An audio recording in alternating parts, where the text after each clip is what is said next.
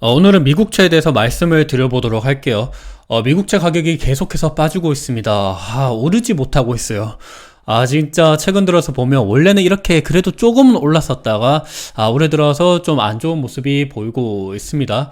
저는 미국채 관련돼서 최근 영상에서 이렇게 말씀을 드렸습니다. 추가 매수는 이때 할 예정입니다 라는 이야기를 말씀을 드렸었고, 그때 당시에 이제 미국채 경매 응찰률을 보고 이제 살지 말지 정할 것이다 라고 말씀을 드렸는데, 결과적으로는 이번 미국채 경매가 그렇게까지 좋지는 않았습니다. 뭐 그렇다고 해서 그렇게까지 나쁘지도 않긴 했었지만, 그렇다고 해서 뭐 살 수 있을 정도의 매력적인 응찰률은 아니었습니다. 간접 입찰률도 마찬가지였기 때문에 저는 일단은 추가 매수는 하지 않았다라는 말씀을 지금 한번 드리고 시작을 하도록 할게요.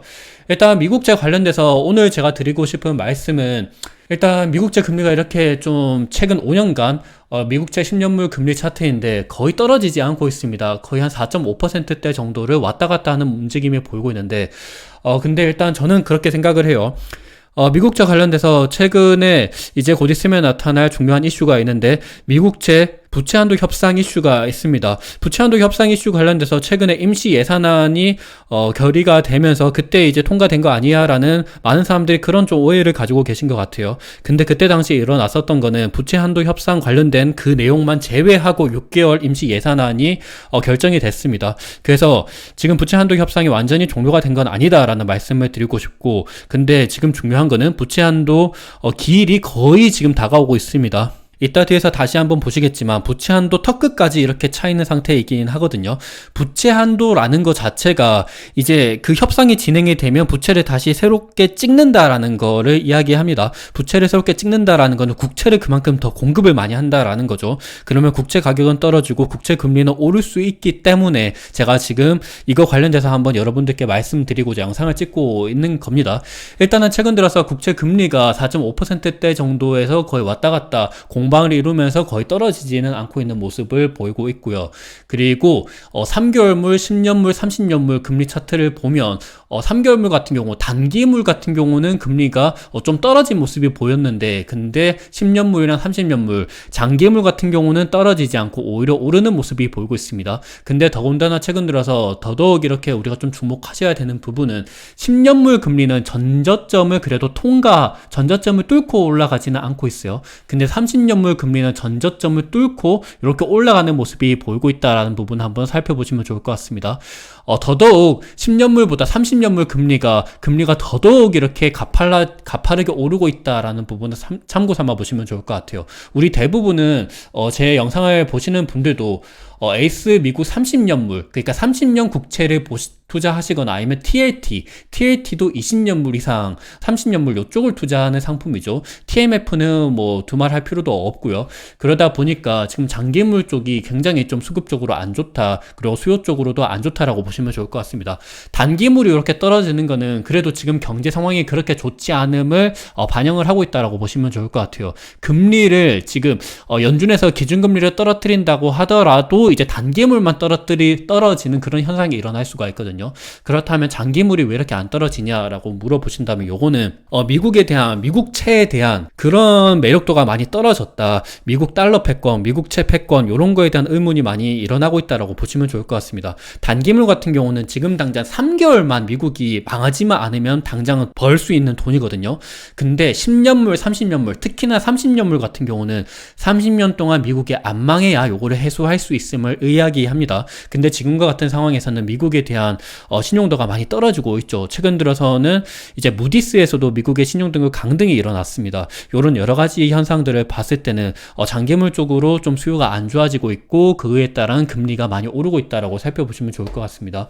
그리고 최근에 있었던 이슈는 트럼프 감세안이 하원을 통과하는 모습이 보였습니다. 그러다 보니까 3조에서 5조 달러 부채 증가 우려가 일어나고 있는 모습이 보이고 있고, 부채 증가가 일어나고 있다는 것 자체가 이제 금리가 오를 수 있음을 이야기하는 거죠. 감세안이란 것 자체가 이제 원래 사람들의 소득세 아니면 법인세 이런 걸 통해서 미국의 재정을 유지해야 되는데, 근데 그런 쪽으로는 세금을 감축하고 그 대신에 이제 부채를 더더욱 많이 찍을 수 있다, 금리가 더더욱 오를 수 있다라는 부분 때문에 지금 장기물이 많이 오르고 있다라고 살펴보시면 좋을 것 같습니다. 지금 당장 일어나고 있는 미국채에 대한 그런 지금 경매 규모는 계속해서 유지가 되고 있음을 보이고 있는데, 근데 앞으로는 이제 부채 한도 협상이 일어나고 그러면 요 추이도 더더욱 올라갈 수 있음을 한번 살펴보시면 좋을 것 같습니다. 지금 이게 미국의 부채이고, 그리고 이거는 TGA 잔고라고 해서 미국의 어찌 보면 마이너스 통장이라고 살펴보시면 좋을 것 같습니다. 마이너스 통장을 제외한 부채, 총 부채액이고, 그리고 요거는 미국의 부채 한도 금액입니다. 지금 요쪽이 지금 부채 한도에 대한, 그러니까 천장이라고 보시면 좋을 것 같거든요. 지금 요게 항상 부채 한도에 다가올 때마다 항상 부채 한도 협상이 일어나고, 이게 바로 협상을 진행하지도 않아요. 그러다 보니까 항상 뭐 디폴트 이야기가 나오거나 셧다운 이야기가 나오거나, 아니면 최근 들어서 뭐 무디스나 S&P나 아니면 뭐 여러 가지 피치사나 뭐 신용등급 강등이 일어날 때마다 항상 요런 이슈 때문에 일어나는 거예요. 근데 지금도 보면 거의 턱끝까지 이렇게 다다랐음을 살펴보시면 좋을 것 같습니다. TGA 잔고라고 있는데, 이게 미국의 재무부의 TGA 잔고라고 하는 거예요. 미국 재무부의 마이너스 통장이라고 살펴보시면 좋을 것 같습니다.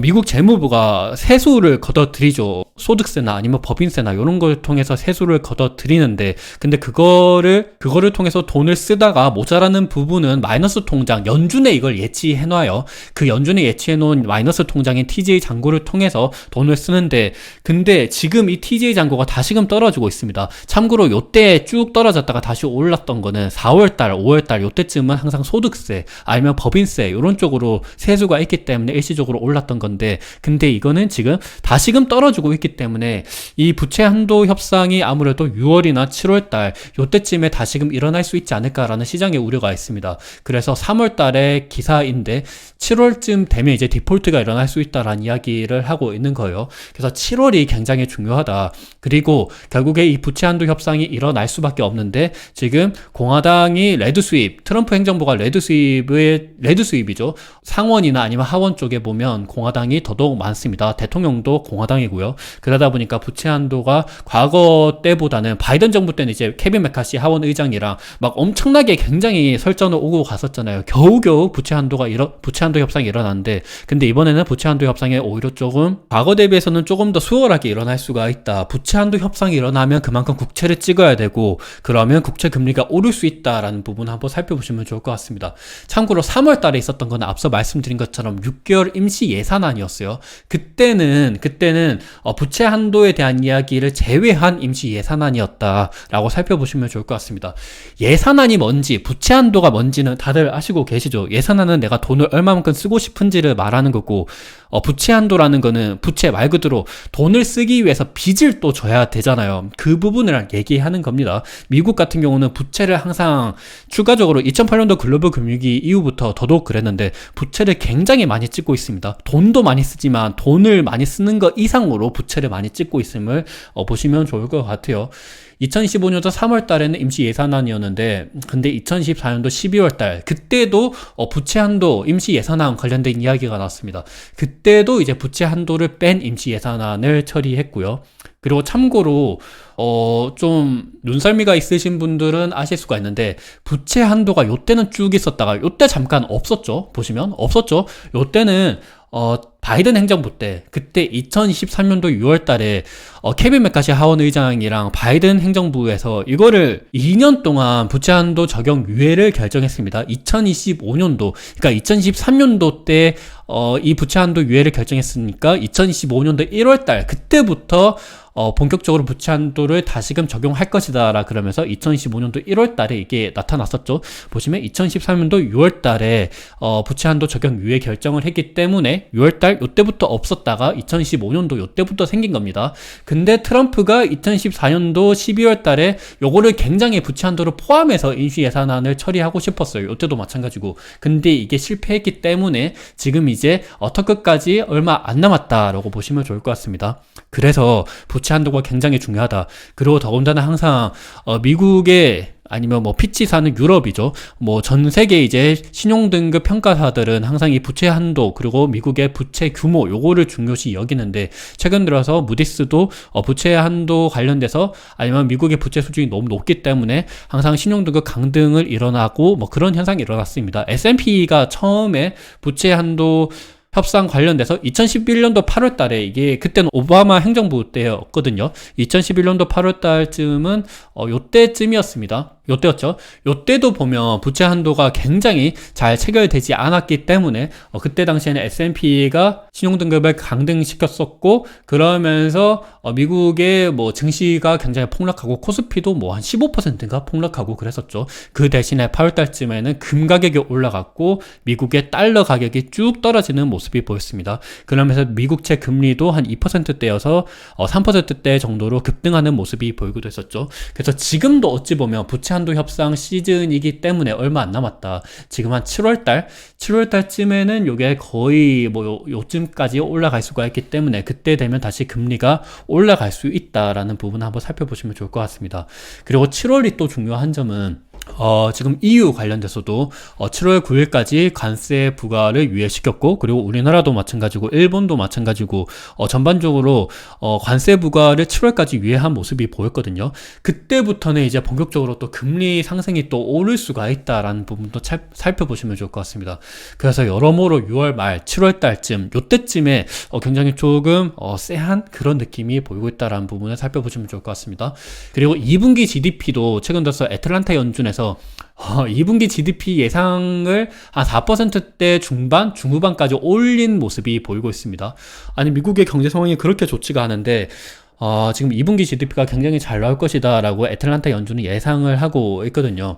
그리고 생각해보시면 2분기 GDP가 한 7월달 요때쯤에 또 발표가 됩니다. 만약에 2분기 GDP가 지금 애틀란타 연준이 예상한 것처럼 한 4% 중후반 요때쯤이 나온다라 그러면 연준에서는 더더욱 금리를 안 내릴 수가 있잖아요. 지금 GDP 수준이 너무 높기 때문에 경제가 좋기 때문에 금리를 낮출 필요가 없다라는 이야기도 나올 수가 있습니다. 그 부분도 한번 살펴보시면 좋을 것 같아요. 근데 참고로 애틀란타 연준이 이렇게 GDP, 2분기 GDP가 좋을 것 같다라고 예상하는 거는 여기 보면 요 부분이 순수출 부분이거든요. 수출이 많이 되면 순수출이 올라갈 수가 있죠. 근데 수출이 많이 되는 거 말고 수입이 적게 되면 순수출이 올라갈 수가 있습니다. 요때부터 2분기 GDP부터는 본격적으로 관세에 대한 영향 때문에 수입이 줄어들고 그러면 순수출이 올라가면서 GDP가 올라갈 수 있다라고 예상을 하는 건데 그리고 더군다나 GDP는 PC, 물가도 GDP에 들어갑니다. 그래서 사실상 이게 경제가 좋다라기보다는 수입이 줄어들고 관세 영향 때문에 인플레이션에 대한 우려 그리고 PC가 오르면서 GDP가 올라갈 수가 있다라고 예상을 하는 거죠. 그래서 경제보다는 오히려 물가, 근데 물가가 더더욱 중요하죠. 연준에서는 더더욱 물가 때문에 금리를 안 내릴 수 있는 그런 요인이 될 수가 있다. 7월 달부터 이런 데이터가 나올 수 있다라고 보시면 좋을 것 같습니다. 그래서 트럼프는 연준 의장한테 계속해서 금리를 내려라 라고 얘기를 하는데 연준 위원들 여러 가지 의원들은 금리를 동결할 것이다 라는 이야기를 하고 있고 파월은 트럼프 면전에서 금리 결정 시에 정치적인 그런 고려를 절대 하지 않겠다라는 이야기를 굉장히 강경하게 얘기를 하고 있는 모습을 보이고 있습니다. 물론 중간중간에 6월 달에 CPI 나오고 PPI 나오고 아니면 최근 곧 있으면 일어날 실업률 데이터 나오고 요런 것들이 있기는 한데 요런 거보다는 6월 말 7월 달 그때부터 본격적으로 나타나는 그런 데이터를 조금 더 주시를 해야 될 것 같습니다. 그래서 지금 금리가 높은 수준인데 이런 것들을 생각하면 쉽사리 떨어지지가 않을 수가 있기 때문에 여러 가지 한번 살펴보시면서 좀 천천히 보시면 좋을 것 같다라는 말씀을 드리고 싶어요. 저도 일단 미국채를 투자하고 있습니다. 하지만 계속해서 저는 좀 천천히 좀 오랫동안 지켜보면서 여러 가지 데이터를 보면서 좀 투자에 응하고 있다라는 부분 한번 말씀을 드리고 싶어요. 가장 중요한 건 일단 부채 한도 협상 무슨 일이 일어날 수 있을지 잘 모른다. 이런 부분들을 한번 살펴보시면서 어느 정도 조금 보수적으로 좀 투자에 임하셨으면 좋을 것 같다라는 부분을 한번 말씀드리고 싶습니다. 오늘 영상이 어느 정도 투자에 도움이 되었으면 좋을 것 같습니다. 감사합니다.